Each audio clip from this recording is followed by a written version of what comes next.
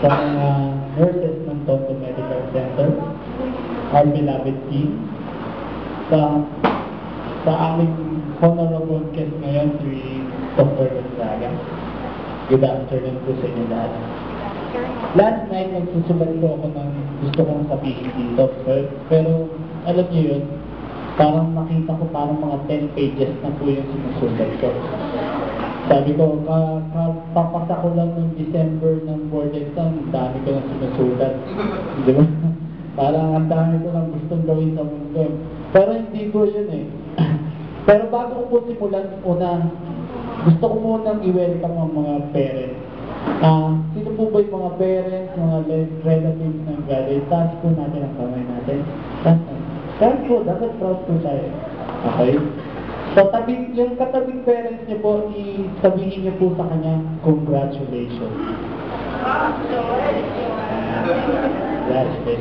Okay? Di ba masaya? Kasi kayo po ay naging part ng success career ng mga graduates ngayon. So, mga graduates naman, gusto ko naman sa inyong gawin ninyo, tumingin kayo sa kanan ninyo. Tumingin kayo sa kanan ninyo. Okay? Amuyin niyo sila. Amuyin niyo. Amuyin niyo. Sabihin niyo, amoy RN ka na. Okay? Actually, yung mga word na yan, yung mga word pong yan, amoy RN ka na, ganyan po ako last year. Nakaupo din po ako dyan. Inaamoy ko yung sarili ko. Alex, amoy RN ka na. But, nag-take up ng board exam noong July, I failed. Pero gano'n pa rin ako, amoy RN ka na. Amoy RN ka na. Bakit? Yun pa rin ang naiisip ko lagi. It motivates me. Kaya gusto ko sa inyo, ngayon pa lang, this is the beginning of your life. I-motivate nyo na ang sarili nyo. Amoy RN na rin kayo. Tulad ng amoy namin ngayong mga RN. Di ba? Okay. So, eto. Gusto ko, so dami-dami ng sinulat ko po. Ang dami ko nasulat kagabi. Pero meron akong isang storya na gusto ko i-share po para sa lahat. At ang storya to, tungkol po sa isang itlog. Isang itlog po. Opo, isa pong itlog.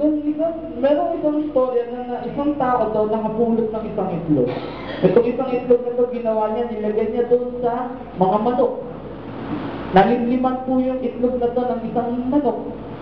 Hanggang sa napisa yung itlog, nung mapisa yung itlog, nakita niya na ito pala yung itlog na to ay itlog ng agila. So, eaglet siya, maliit. Kaso tumira siya sa manok. Nabuhay siyang manok, nagkilos manok. Yun, tumirap na parang manok, kumain manok. Di ba? Pero agila siya, kilos manok. Pero walang time na sinabi niya, tumitingin siya, bakit sila iba itsura nila, ako iba itsura ko. Pero pare-parehas kami ng kilos. Sabi niya, bakit kaya ganito? Tinanong niya yung nanay na manok niya. Nanay manok, bakit ganito? Kung bakit iba ako sa kanila? Sabi niya doon, balang araw malalaman mo rin yan. Dumating yung time na yung nakapulot na sa itlog na yun, sabi niya, gito pala to eh. Sabi, alam mo, mas gusto kitang makitang mawala ka na lang. Sabi niya, gusto ka lang makitang mawala ka na lang. Kaya magkilos manok ka, naagi na ka, di ba? Ginawa niya, nilagay niya punta siya sa bundok, binato niya ngayon yung maliit na agila. Yung maliit na agila po, bumagsak, mahulog, pero natuto siyang lumipad. Doon sa mga sakit na nadaanan niya, natuto siyang lumipad. Hanggang sa lumipad siya, natuto siya, ay, agila nga ako, lumilipad ako, pero tumitilaw ako. Ganun lang yung sistema niya. Dumating yung time na kasama niya na yung mga ibang agila, sabi niya, bisitahin ko yung nagpalaki sa akin. Bisitahin ko yung mga inahin na nagturo sa akin, kilos manok. Hanggang sa binisita niya, alam niyo ang ginawa niya? Tinuruan na ngayon yung mga sisiyo, yung mga manok, na lumipad na parang agila. Ganun po yung storya. Ang liit ng storya, di ba? Parang ganun po kasi ang storya po dito sa STI. Bago po ako mapunta dito sa STI, ako po ay isang itlog na parang walang silbi. Ako po ay isang itlog na makikita mo lang na ordinaryong itlog. Pero kinuha po ako ng STI, nilimliman, kumilos na parang nurse, umakas parang nurse, itrinain sa Tonto Medical na parang nurse, natuto po ako, nagkilos nurse po ako.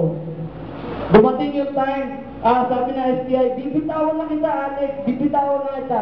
Kailangan mo nang lumipad, kailangan kang matuto.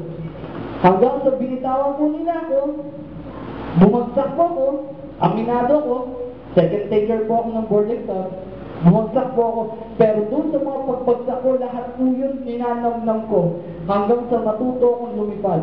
Ngayon po, RN na po ako. I'm proud to be an RN. Pero andito pa rin ako, bumabalik pa rin ako para tignan ang mga nagpalaki sa akin. Pasalamatan ang mga nagpalaki sa akin. Di ba? At ngayon, andito rin po ako para tulungan ang mga sisiw na to na balang araw, lumipad din silang parang alien. Yun po yung story nun, yeah? Natutuwa nga ako, sabi ko, i-share ko to. Meron pa ako isang story bago ko i-ento. Hindi, kasi gusto ko i-motivate kayo, lalo na mga fresh graduate. Kasi darating yung time na talagang, pag naranasan niyo yung mga ganito, I want you to motivate yourself. Challenge yourself. Diba?